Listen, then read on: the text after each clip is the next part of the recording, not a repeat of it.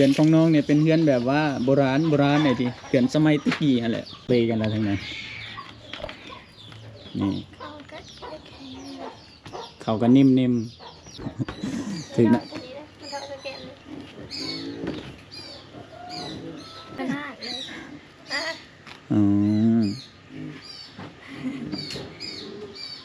งานพระเจ้านี่เป็นคนแบบเบาเป็นแน่แต่ฉันไล่ไอ้ไปถ่ายแต่นั้นจะแบบนิ่งๆไม่ได้เห็นหน้าจะเป็นยังไงเงียบๆคลิปหน้าพอกันใหม่เด้อบ๊ายบายล่ะบ๊ายบาย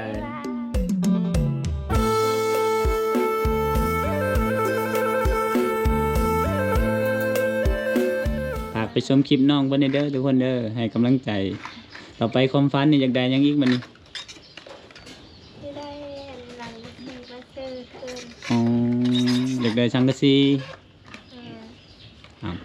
น้ำผมห้องน้ำกะใจกลางจองค่ะห้องน้ำกับบ่มีสังกะสีคือกันมันลูกมันเปื่อยมาเลยอ๋อก้าวมีกุมาน้ำใหญ่ดูลูกคูเซอร์มงบนเพื่อนนี่ประมาณจังแผ่นแหละกะว่าคันว่าเกือบ5-6 คลิปน่าจะ5 คลิปเนอะทุกคนเลยถ้าหากผู้ใดใจดีอยากจะซื้อเนื้อมุงมาให้น้องเพื่อนกะติดต่อบ่าวไซหรือว่าติดต่อน้องเพื่อนกะได้แล้วแต่ที่สะดวกสบายบ่าวไซก็ถ้าติดต่อทั้งบ่าวไซก็ยินดีนะทุกคนนะบางเทื่อก็อาจจะไปมอบเงินให้น้องเพื่อนซื้อเพราะว่าถ้าจะให้บ่าวไซแกนี่เบิ่งเจ็ดตามีขายบ่แถวบ้านเฮามีขายบ่จังกะสิมีเหมือนเดิมบ่มีอยู่ในเมืองพุ่นเนาะ10 ปลายกิโลทุกคนเลยเพื่อที่คันให้บ่ใส่แกนี่แกมือละ30 แผ่นเพราะว่าทั้งเรือนครัวนำเนาะโดยFC ฟังไทยฟังลาวหรือว่าต่างประเทศอยากจะช่วยเหลือน้องเพิ่นก็ยินดีเด้อทุกคนเด้อเพราะว่าช่วงนี้ฤดูหน้าฝนแล้วเนาะสินอนกันยากแล้วกับฝนตกนี่ก็เดือนหน้านี่แฮ่งตกหนักได้ฝนเปียกหมดแล้วเครื่องเนาะพอเฮาก็โฮมนี่บ่ได้ย่างแล้วเห็นน้องแล้วก็บ่คิดได้ทุกคนว่าคิดว่าน้องเพิ่นมีเฮือนดินแบบ เห็นหน้าตาเกียงไปร้อยนึกว่าลูกคนหนูได้ ที่แท้บ่แม่นเนาะบ่แม่นอ๋อนี่แหละทุกคนบ่ใจมาเห็นตัวจริงโอ้น้องเฮือนน้องพิชชา คิดว่าเฮือนตัวนั้นได้ก็สิ บ่แม่นเนาะเฮือนเจ้าอยู่พี่นี่ทุกคนเรือนชานบ้านช่องบรรยากาศตอนนี้จังโมงเลยละตอนนี้ก็4 โมง 4 โมง12แล้วบ่ค่ำดอกเนาะประมาณ6 โมงคือสิบ่ค่ำดอกคันว่าทางมันสบายอยู่แล้วว่ามื้อสบายอยู่เด้เนาะจ้าแม่ฝนตก เจ้าบ่เคยไปใช่บ่สาวเวลาฝนตกหน้าฝนน่ะก็ย่างอยู่ได้อ๋ออ๋อได้อาหารยังกินข้าวแรงมื้อนี้นะยังมีจักอยู่ยันว่าไปหาซอนละโหกอยู่นะ มีบ่อ๋อก็คือตอนนี้อายก็ไปเฮียนพี่พ่อก็ไปเฮียนอายก็เห็นม.6เด็กแล้วย่อมาจีบจบแล้วเจ้าน่ะยังม.6อยู่ม.6 ปีละม.6อ๋อก็5 ปีแสดงว่าม.5 ปีนี้เนาะปีหน้าก็คือม.6ยังอีกอ๋อยังอีก2 ปีเนาะส่วนน้องยังหลายปีแล้ว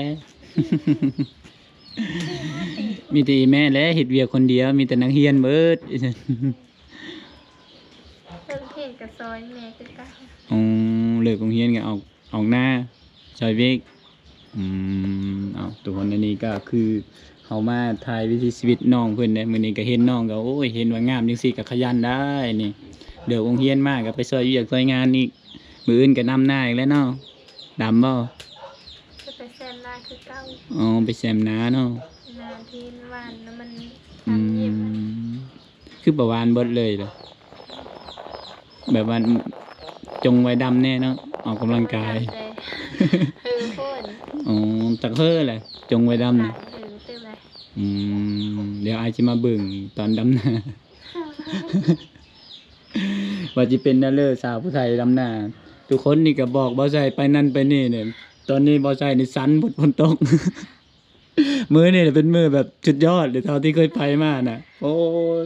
ปกติก็ลำบากคือกันลำบากเดินทางแต่ว่าฝนบ่ตกห่ำจังซี่น่ะอ้ายเคยไปถ่ายคลิปอยู่แถวทางเหนือ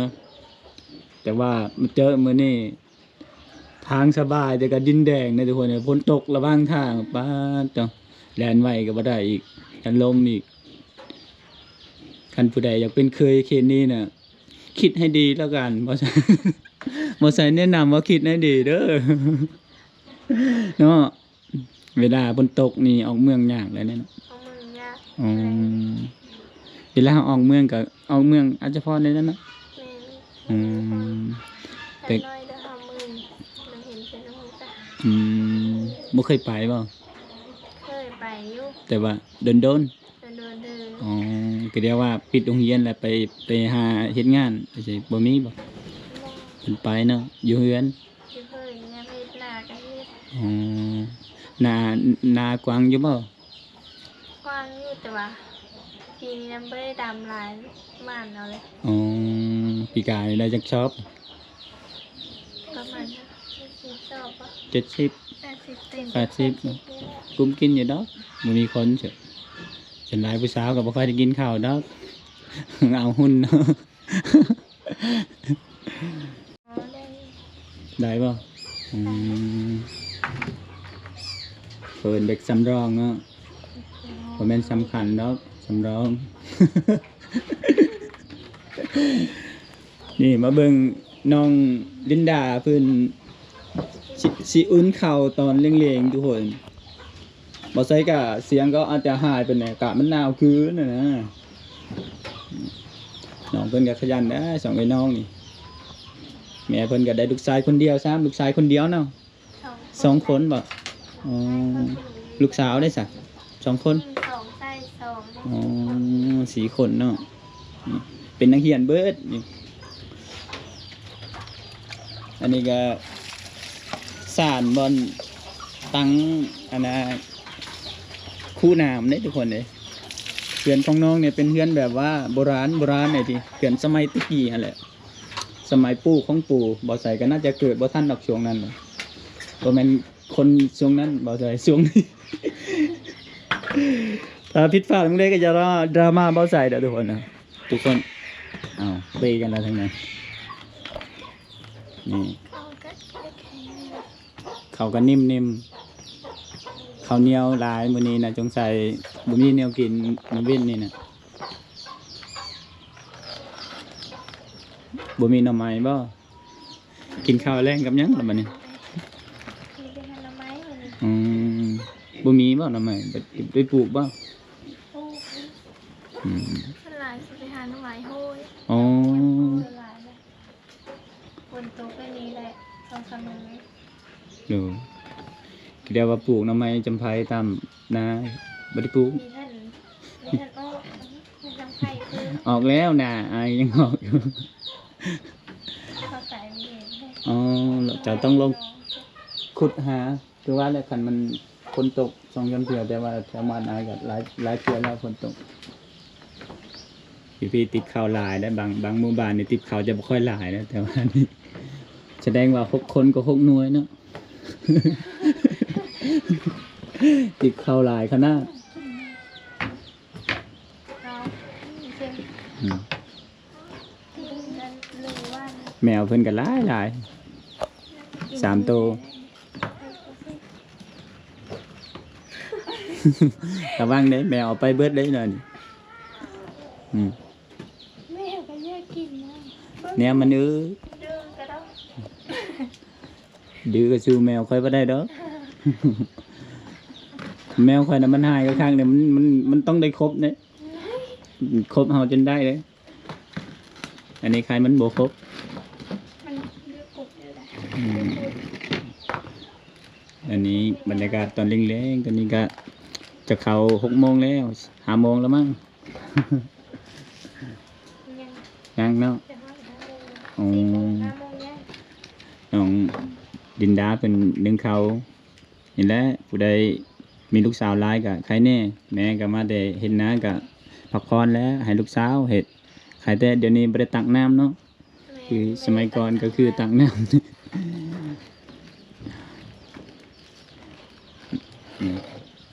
เขตนี้ก็จะเอาบ่ได้ใส่อันนั้นหวดเลยเอ้ยบ่แม่นใส่เขาเอิ้นหยังอันนี้หวดเนาะ โอ้ย หวดบ่บ่แม่นอันนั้นบ่ มุ้ย มวยบ่ อันนี้มวยนี่มวยน้องเพิ่นก็พาเบาใส่ บ่ใส่ซับซ้อนน้องเพิ่นเฮงซับซ้อนก็บ่ใส่ ดีใจแล้วบัดนี้ได้ power bank แล้ว ดีใจหลา ต่อย ไปก็อยากได้แนวมุงเนาะถ้าได้แนวมุงเพื่อนนี่แฮงดีใจแล้วเนาะ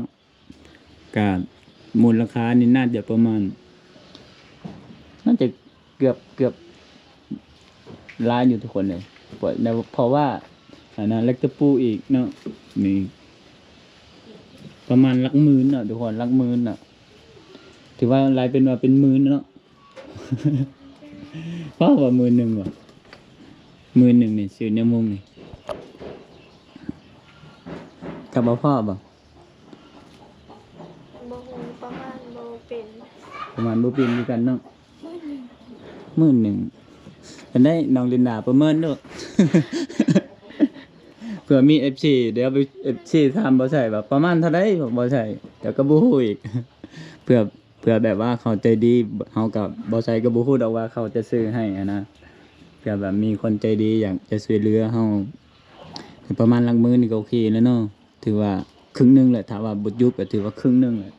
เพราะว่าเฮือนเจ้านี่ก็จังห้อง3หรือ4ห้อง3บ่3เนาะ หลายห้องหลายห้องเติบเป็นในเติบแล้วเนาะ นี่เติบ หรือว่าสังกะสีก็ทำ11,000บ่น่าจะพอทุกคนเพราะว่ามันยาวอ่ะ12เกือบ12กว่าฟุตน่ะต้องซื้อแบบ6ฟุต2ต่ออะ6ฟุตน่ะเพราะว่ามันความยาวอะ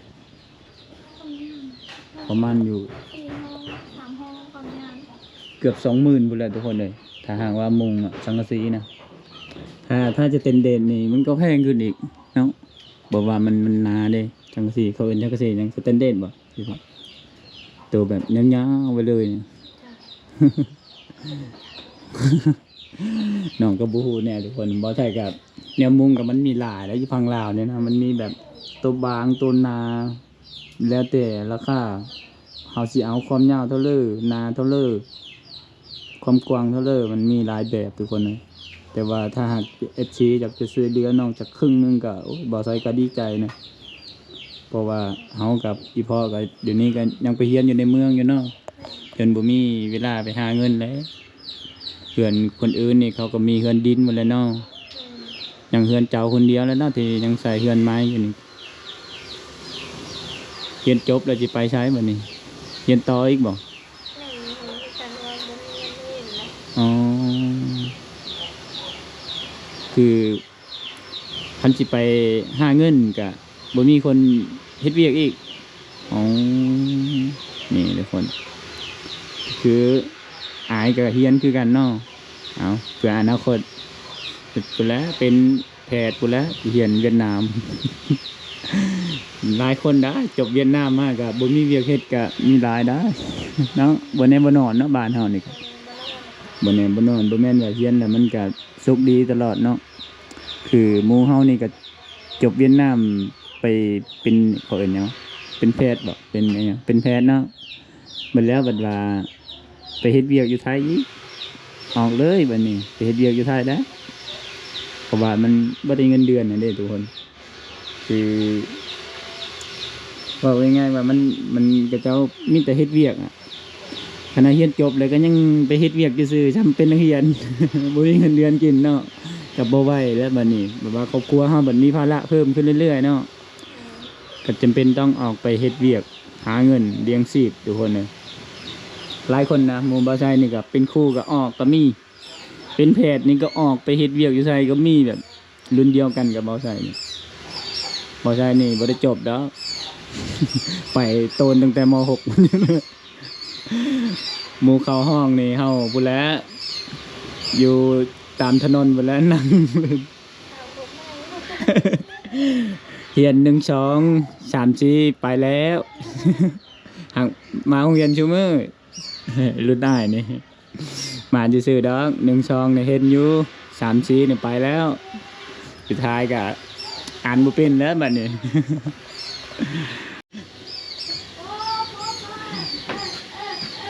ทุกคนตอนนี้น้องเพิ่นสิแบ่งเข้าวแล้วเด้อทุกคนเด้อตะกี้นี้เป็นคนอันนั้นหนึงก็คือน้องปินดาผู้แบงเอื้อย น้ำนี่ซื้อหรือว่าไปตักเอานี่ นั้น น้ำกินน่ะซื้อบ่ซื้อเอาเนาะเขามาส่งบ่ ฝากขาย อ๋อเขามาขายแล้วก็มาส่งหอดเรือนเด้อเนาะอ๋อระวังเด้อ มาได้นับ บ่ได้ ถึงนะ อันนี้นะมันเท่าสแกนเลย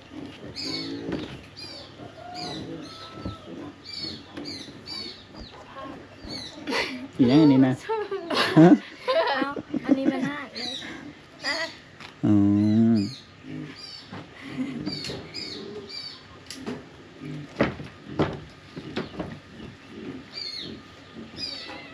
สำนีกับเบิดดอกมีใครกินข้าว ไม่ต้อง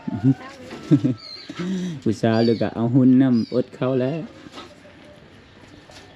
เดี๋ยวตุ๋ยหน่อยกับผู้บ่าวมีมากอีก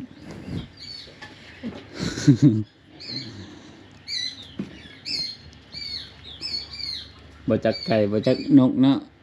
แซ่บๆธรรมชาติขนาดเลย ดูกระวี่เลยดูกระลี หนูอีกยังอีก หนูผูกหนูฟุกอีก โอ้เอามาเป็นเลิศจักโต ซื้อเอาเขาขายตัวอันก็ซื้อแต่ก็ยังน้อยประเด็น อ๋ออายไม่ได้อยู่เฮือนก็เลยให้กับเจ้าเลี้ยงตอนน่ะมีอยู่4 โตวตุยไปเทละโตก็เหลือประมาณ3 โตวแล้วก็เลยแบบให้กับเจ้าไปดูแลจ้ะบอกว่าบ่ค่อยอยู่บ้านไปเรื่อยๆ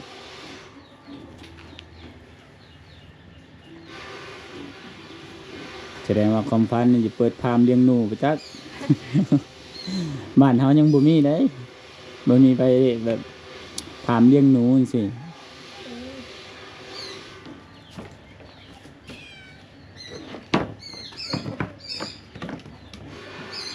แมวก็มีชื่ออยู่บ่แต่ละตัวนี่บ่มีเลย ซื้อได้ น้องอันน่ะเพชรจ้านี่เป็นคนแบบเว้าเป็นแหน่แต่ฉันหลายไอ้ไปถ่ายอันนั้นจะแบบนิ่งๆไม่ได้เห็นหน้านี่จักเป็นหยังเงียบๆใส่เข้ากล้องเลยเนาะซินแหละ ซื้อแล้วจะ เป็นไร ปีแล้วปีกายในกระโบเลย อ๋อ ไม่ได้ว่าเอาปิ่นไปเลย คืออายโดนๆนี่เข้ากล้องเทื่อนึงก็บ่อายแต่ว่าเว้าบ่เป็นได้ ปิ่น อืม ถามเราว่าเอาปิ่นอยู่ อืม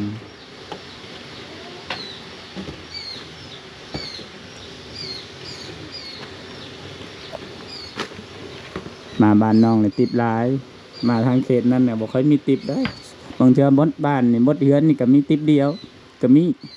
แต่เฮือนน้องพิชานี่โอ้4 คน4ติดโดด6 คน ก็เลยทีมด้วย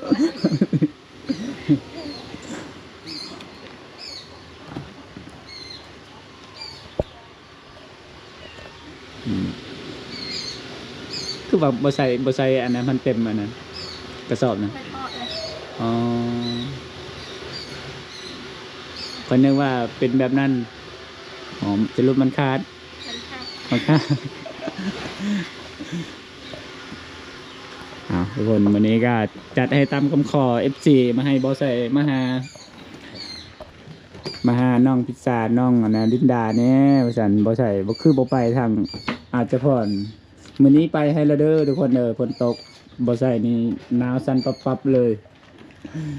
ถ้าหากว่า FC คนใดอยากให้บอใส่มาอีกก็คอมเมนต์ทักทายบอใส่ได้บอกบอใส่ได้ทุกคน แต่ว่าช่วงนี้วิวบอใส่บ่ค่อยดีอะทุกคนยังอืดๆ ยังพักผ่อนเนี่ยบ่ได้พักผ่อนเลยทุกคนเลยบอใส่ก็แต่ว่าถ้าแถวอาจจะพรก็พอไปได้อยู่นี่แหละเพื่อนน้องก็เป็นน้องพิซซ่าสาวดังแล้วสาวลือสาวสาแล้ว ปุ่นผู้บ่าวทางสิโปนมันก็มาฮอดลึก รู้จักอายเพิ่นบ่สิโปน รู้จัก บ่รู้จักเลย ครั้งแรกเลยอายเพิ่นได้หยังน้อมาฝาก ชื่ออันนั้น ตัวแลนบ่ คือกินหมู อ๋อหมูป่าเปล่า บ่ อ้าวนึกว่ามาแต่สิโปนหมูป่าแล้ว คือมาปิ้งกับตำมะฮุ่งกินข้าวง่ายกัน อ๋อผมนึกว่าได้ของป่าของดงมาไปบ่สิโปน คือเคย อายนี่ไปแบบจนเบื่อแล้วสิโปน เที่ยวไปเที่ยวมาสิโปนนี่จนกายไปกายมาไปเลยสิโปนม่วนได้สิโปนทองคำร้ายแต่ผู้ใดอยู่แถวนั้นนี่โอ้ยคำนี่ก็เจ้าหาเอาเชบังเฮียงขยันนี่ก็ได้หลาย แต่ละมือก็เจ้าไปอันนั้น เขาเฮ็ดสวิงน้อยๆไปตามดินครับเป็นนอกเขาหา ไทยคือเดียวแล้วว่าพูดกัน ใคร พูดไทยคือกันแล้วอะ ข่อยนี่ แต่สิปน ก็มันเป็นบางหมู่บ้านกับผู้ไทยบางหมู่บ้านก็ลาวถึงแต่ก็อันนั้นภาษาบรูหลายหรือว่าลาวถึงหลายแต่นั้นอายก็ยังเป็นคนลาวถึงเลยนี่ถึงชุด ถึงชุดชายเอาทุกคนคลิปนี้บ่ใส่ก็สิปิดไว้สำนี้ทุกคนค่ำแหละมื้อหน้าพอกันใหม่เนาะแต่หาก FC คนใดอยากให้บ่ใส่มารีวิวเพื่อน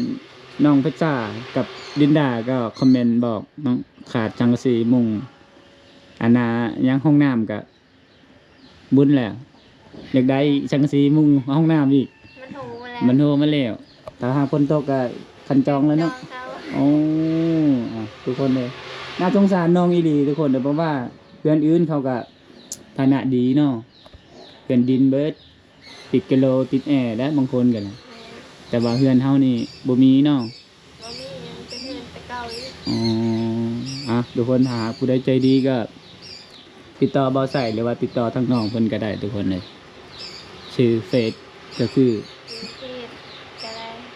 น้องพิชชาเนาะ น้องเป็นข้าสาวผู้ไทยเพศพอย ทุกคนวันนี้มาใช้กระชิบเป็ดจำนายสำนี้ก่อนทุกคนบหวานหนาวเลยก็ยักเมื่อ ไก่เขา แม่น น คลิปหน้าพอกันใหม่เด้อบ๊ายบายล่ะบ๊ายบา บ๊าย ย บาย